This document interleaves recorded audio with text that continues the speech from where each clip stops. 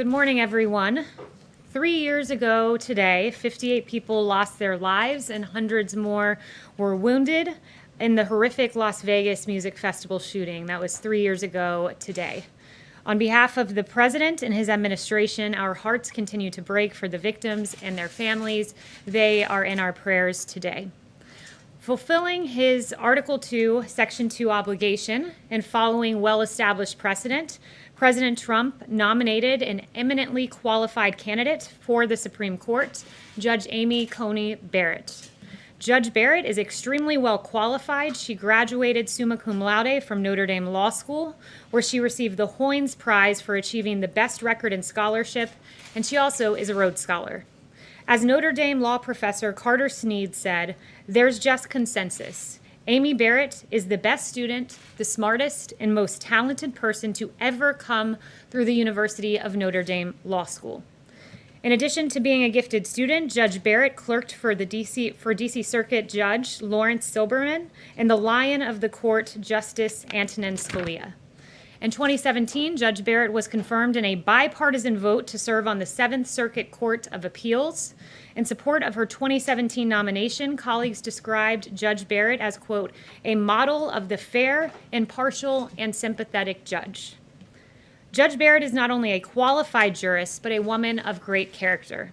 Judge Barrett is a devoted working mom of 7 children, including 2 adopted from Haiti and 1 child born with special needs. Judge Barrett is full of compassion and empathy, and she understands the needs of our nation's most vulnerable. Judge Barrett would become the first ever mother of school-aged children to serve on the Supreme Court of the United States. If confirmed, Judge Barrett would be the only Republican-appointed woman on the court and the 5th woman in the court's history. Her qualifications are many. Her character is unquestionable. Her devotion to the Constitution and interpreting the law as written is steadfast. Judge Amy Coney Barrett is the right choice to serve on the Supreme Court. And with that, I will take questions. John. Kayleigh, if I could start off, I'd like to ask you for a definitive and declarative statement without ambiguity or deflection.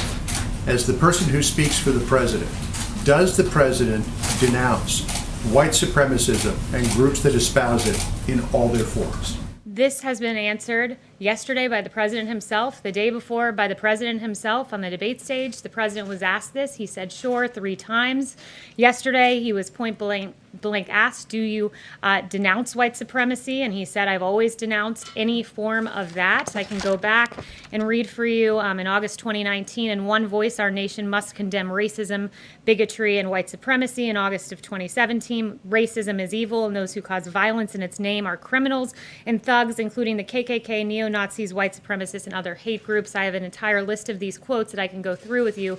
He has condemned white supremacy more than any president in modern history. Just to clear it up this morning, can you, naming it, make a declarative statement that you denounce, that the President denounces it? I just did. The President has denounced this repeatedly. The President was asked this. You're contriving a storyline and a narrative. I'm just asking you to put He this said, to rest. I just did. I read you all of the quotes, and if you need to see them in writing, I will put them in an email. Paula. So, Kayleigh, can you right now denounce white supremacy and the groups that espouse it? I just did. The President has denounced white supremacy, the KKK, and hate groups in all forms. He signed a resolution to that effect. The President just last week, perhaps you all weren't covering it, but just last week expressed his desire to see the KKK prosecuted as domestic terrorists.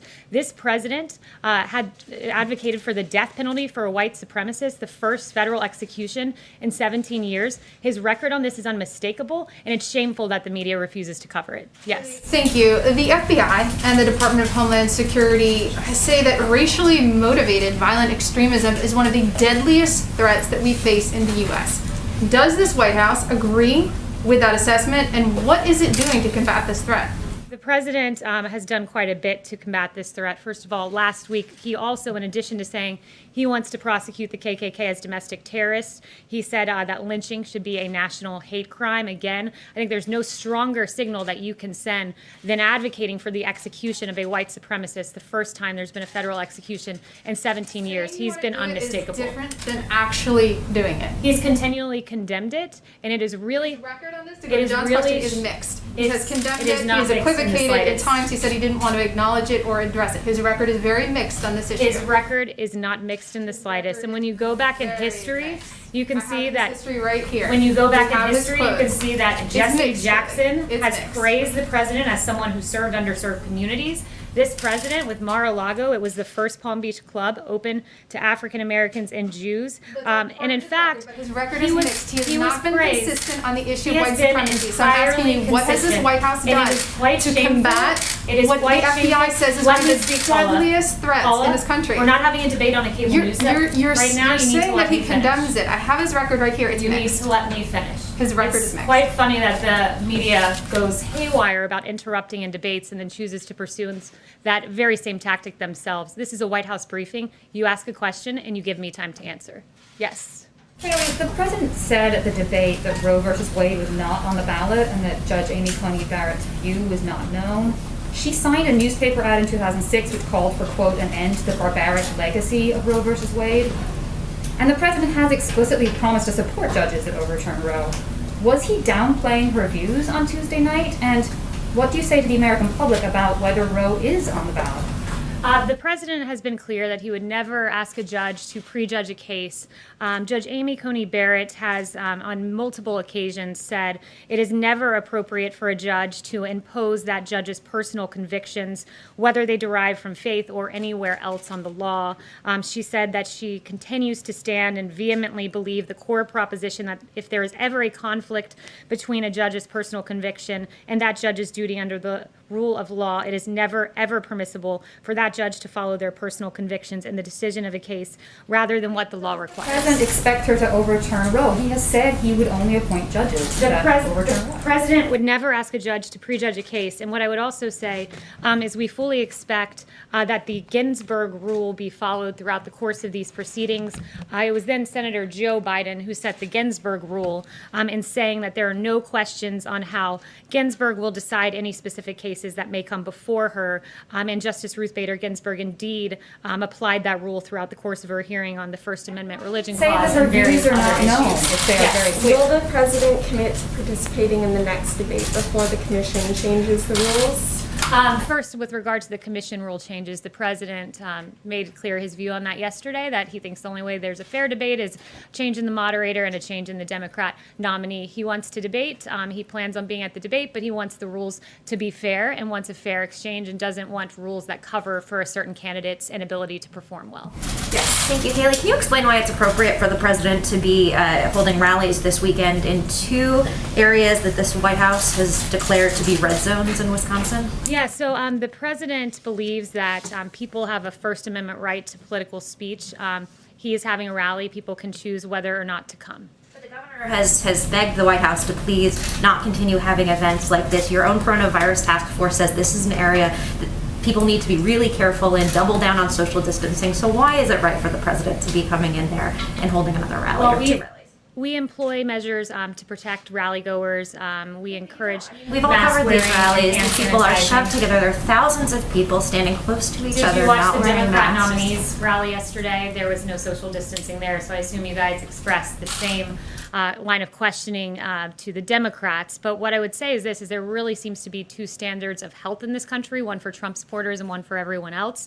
You had 1,300 health experts literally sign a letter that said, we do not condemn these gatherings, speaking of the protests that we all saw play out, we do not condemn these gatherings as risky for COVID-19 transmission. We support them as vital to the national public health. So it's vital if you're protesting, but somehow political speech is no longer vital when it comes to a Trump supporter. Caitlin. So the Proud Boys, or people who consider them to be members of this group, give voice to these misogynistic, Islamophobic, anti-Semitic, anti-immigrant views. They're a despicable group by pretty much anyone's standard. standard. So when the president was asked about them and you say he denounced them, that's what you're insisting that he did on the debate stage the other night. If that's the case, then why are they celebrating what the president said on the debate stage in front of millions of people? Well, I don't speak for that group, so I'm not sure why you're asking me why they're saying a certain If thing. someone denounced you, you probably wouldn't put it on a t-shirt and make badges of it, right? The president did denounce them. He was asked, will you tell them to stand down? He said, sure. Went on to By, stand. which seems like an He instruction. said stand back, and then just yesterday when he was asked, he said specifically stand down, a synonym with stand back, and the president said sure when asked by the moderator whether they should stand down. So No, he again, said- it's really interesting too to see that the media seems to be the only one putting the names of these groups into headlines, into media reporting. He didn't know who the Proud Boys were. The first time I heard of them was in the debate, but the media continues to put these names into circulation and give them a lot of public attention. Given about Justin. 12 hours, more than that, since from the debate from when he was asked to clarify yesterday. And he didn't come out and clarify yesterday. Instead, he did what you did when John asked you to unambiguously denounce these groups. You just pointed to past things that you've said. You can't, I just don't understand why you knew you were going to get these questions and you don't have a statement ready to just say, we do unambiguously denounce these groups. Caitlin, and they you know what are is- reporters that we welcome. Do you know why people have lost trust in the media? There was a reporter from your network yesterday, and in a tweet said, quote, The president- I'm asking you a question. What I I'm don't even know what answering you're your going to bring up, question. but that has nothing to do with what I'm asking you right now. sat here when you lobbed your partisan attack question, so you will allow me to give an answer.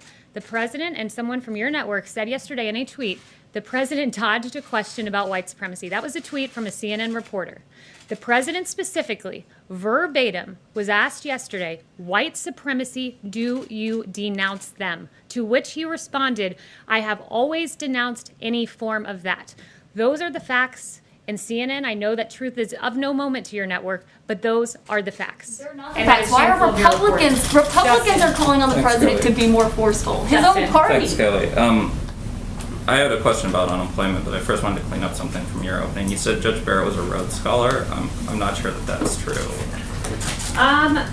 That's what I have written She here. attended Rhodes College. She was not a Attended Rhodes College, Scholar. so my bad. Very different thing. Yes. All right.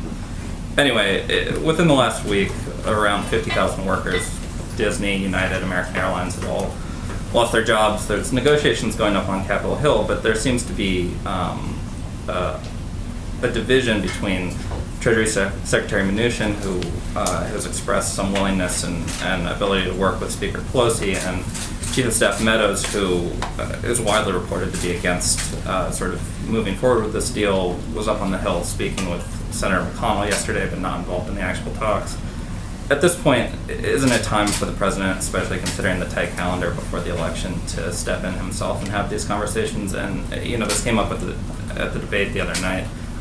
If not now, when for the president to get involved?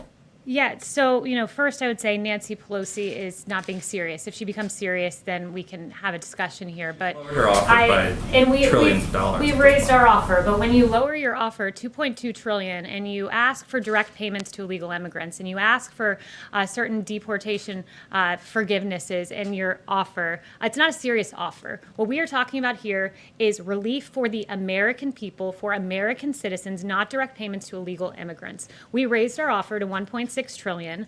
Among that was $250 billion for state and local. The $250 billion for state and local is the estimated loss because of COVID. And also there's $150 billion for schools, $50 billion above what Nancy Pelosi asked for. It is a good proposal, but it's one that she is not interested in. And you have one more question? I was just going to follow up on whenever you're. Yeah, no, go ahead. If immigration is a stumbling block and this deal's not going to get done because of that, Chief Meadows in the past had said that you guys were looking at unilateral executive actions on airline aid. Specifically, we're seeing massive layoffs in that sector right now. He'd also said that there might be other things available for the millions of other Americans who are facing joblessness right now. Are any of those things going to happen? Yeah, it's a great question, and it's very sad to see what's happening in the airline industry. I met a few of the airline workers on a flight who would lose their job, and their job loss, 19,000 people facing layoffs, is because of Nancy Pelosi. The White House right now, you talk about unilateral action. We are willing to look at a plan legislation that is just clean legislation to protect those airline workers. Nancy Pelosi, rather than playing election partisan politics, should come to the negotiating table. Let's consolidate around things we agree on. And I think something we can agree on is 19,000 workers should not lose their job in the airlines. So it's incumbent upon Nancy Pelosi to engage with Secretary Mnuchin and the Chief of Staff on making that a reality. Yes. Thank you, Kayleigh. As you know, the president has criticized the mail-in voting process quite a bit over the last few weeks. The other day, he said they found a lot of ballots in a river. Who is they?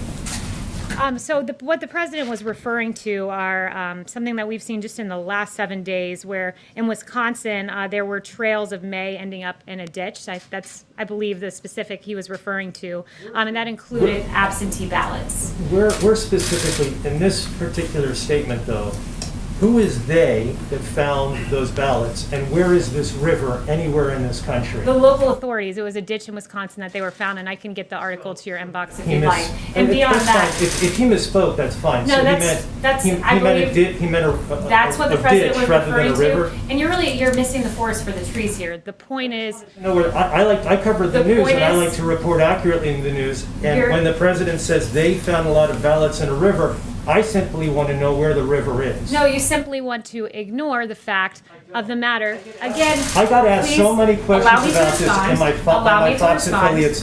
Where is this river? Allow And I me can't to give them an respond to you. accurate information. Allow me and to that's why respond. I'm asking you. This is what is happening here. You are ignoring the problem here, which is last week in Pennsylvania, you had ballots found in a ditch. That is a fact. In Wisconsin, 7 military ballots, all marked for Trump, were found cast aside. There are problems with mass mail-in voting. I actually don't understand the lack of journalistic curiosity and reporting on this. There used to be curiosity. Where's In fact, the the river? Washington Post, before President Trump highlighted the problems with mail-in voting, they said the result was an unexpected stress test of mail balloting systems when this was tried, many of which were designed to handle only a small portion of the vote and are not ready to scale up in response to the pandemic. So the media once said mail-in voting is not ready to scale up in the middle of a pandemic. Now there's no journalistic curiosity when we're finding river. Trump He's asking ballots you about it. cast aside. There's no journalistic curiosity when I'm asking you where the river is, and you can't give an were sent out in if you Brooklyn. say the They president were meant a inaccurate ditch, ballots, and then then say he meant a 100,000 ditch. more. I just wanna know where the river is. Shameful filibustering and lack of journalistic curiosity. I'm Yes. very curious. Where's the river? Yes. That's curiosity. Kayleigh, Senator Tim Scott said that the president misspoke at the debate on white supremacy. Did he misspeak? And has he spoken to When Senator the president Scott? denounced white supremacy and said, sure, no, he did not misspeak. Has he spoken to Senator Scott? Yes. Has he spoken to Senator Scott? Yes. Kayleigh, the 1.6 trillion that the administration has floated to Speaker Pelosi, is that the highest top line that the administration is going to go? And Speaker Pelosi also just said that she's expecting a counteroffer from the administration. Is the White House and Secretary Mnuchin preparing one right now? Yeah, right now we have the 1.6 trillion number, and I'll let you know if that number goes up. Thanks, Kayleigh. How does the White House interpret the Pope's refusal to meet with Secretary of State Pompeo? I have not spoken to the president about that, so I'd have to get back to you on that. Yes.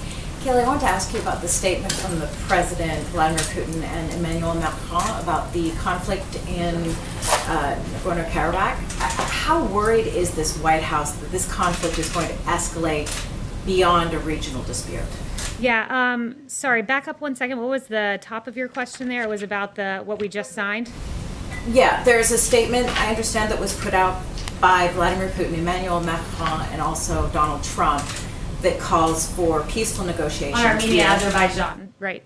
Yeah, so President Trump, along with President Putin, as you noted, and President Macron, representing the co-chair countries of the OSCE Minsk group, released a statement condemning in the strongest terms the recent escalation of the violence along the line of contact in the conflict zone, and we call for an immediate cessation of hostilities between the relevant military forces. And we also call on the leaders of Armenia and Azerbaijan to commit without delay to resuming substantive negotiations in good faith and without preconditions under the auspices of the OSCE Minsk group co-chairs. Is there, though, just quickly Yes. follow up, is there concern about sort of regional powers, major regional powers being drawn into this? Is that something that the White House is sort of actively trying to combat?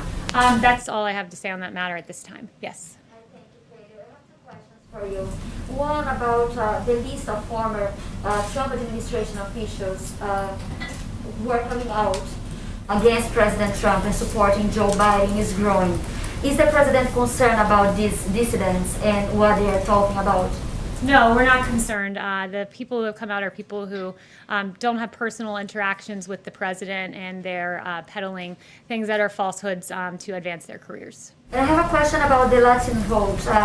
What is President Trump's strategy to convince the Latino voters beyond the Cubans and Catholics to vote for him? What is the importance of the Latino vote for him? Yeah, the president believes that he has a lot of accomplishments for the Latino community, in particular historic low unemployment, a thriving economy, historic high home ownership for Latino men and women in this country. Those are things that President Trump made possible and will bring back in this economic recovery that we're seeing, this V-shaped recovery. And I'm glad you asked that point specifically, because there was some new data that came out that said as we're recovering in this super V-shaped recovery, we've regained nearly, for the Hispanic community, nearly 6 in 10 jobs lost among Hispanic Americans were regained, and it took Obama Biden an entire year to recover that many jobs. So the V-shaped recovery is indeed a V-shaped recovery for Hispanic men and women in this country, especially. What about his message against immigration? Do you think this could hurt? For what? On immigration. immigration. The president believes that the Latino population very much wants a lawful immigration system, and also we believe his law and order message is resonating and very important as voters want to be secure in their homes and secure in their streets. Yes. Thank you, Kayleigh. The president recently unveiled his Platinum Plan, which is geared toward the Black community. Promises to create 3 million new jobs, $500 billion in access to capital. It's a lot of money, and nobody really seems to be talking about that. Can you tell us how this assistance will be administered and how the White House will follow up to track the success of the plan? Yeah, this is a very important plan for the Black community. It's also, it bears mentioning that in the pandemic, as we've regained jobs, roughly 4 in 10 jobs lost among Black Americans have been gained, and it took Obama Biden 2 years to do that. So we're indeed outpacing in job growth for the Black community and the Latino community. And the president has promised this community that he's looking to create 3 million jobs in the next term. He wants to create 500,000 new Black-owned businesses, increase access to capital in Black communities, almost $500 billion. He's done that with opportunity zones, and it's estimated that about 1 million people will be lifted out of poverty and given opportunity because of this, among another number of items, I should say, in the plan, where he wants to prosecute the KKK as domestic terrorists and make lynching a federal crime. Again, all of that lost upon the media as they misreport, take out of context, ignore the verbatim words of this president when he denounced white supremacy yesterday, when he denounced it at the debate, when he's denounced it more than any other president in modern history. And in fact, something else lost upon the media is the absolute turning of a blind eye to Antifa. Carrying the water for Democrats, the media, it apparently agrees with Jerry Nadler that Antifa violence is a myth. In August Senate hearings, Democrats refused to condemn Antifa. Again, no journalistic curiosity here, despite the fact that Andy Nadeau, who was a victim of Antifa, said Democrats, he should add the media too, have mastered the art of making its violence appear innocuous. Their violence isn't innocuous. Antifa is not an idea. Andy Nadeau can tell you that because he was beaten by a group of protesters, Antifa protesters, suffering brain bleed. Another man can tell you this, who in 2019, the victim, his name was Adam Kelly, suffered from a concussion and got 25 staples in his head, but still silence from Democrats, ignoring this group from Democrats. And in fact, as we just saw recently, there was a Trump supporter who was killed by a 100% Antifa man. That is how he described himself. And again, no reporting here, but I guess I did the job of the media by getting this information myself. This man who was 100% Antifa, this man, in fact, had been arrested before at 2 a.m. on July 5th in a public protest carrying an illegal weapon. He resisted arrest. He was taken to jail where he was merely given a citation, put back on the streets, and the very next month, this 100% Antifa man was lying in wait before he killed an innocent Trump supporter. Ideas do not target police officers. Ideas do not burn down buildings. Ideas do not kill innocent Americans. Organizations do. And Democrats should condemn this shameful group in the same manner President Trump continues to condemn white supremacy.